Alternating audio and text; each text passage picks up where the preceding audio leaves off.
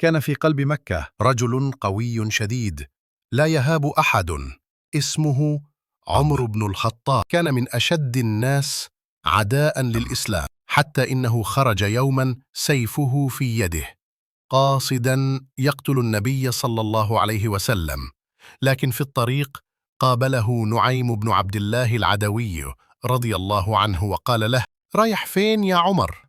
قال له: رايح أقتل محمدا. قال له: طب تعرف إن أختك وزوجها أسلموا؟ اتصدم عمر وغير طريقه على طول وراح بيته.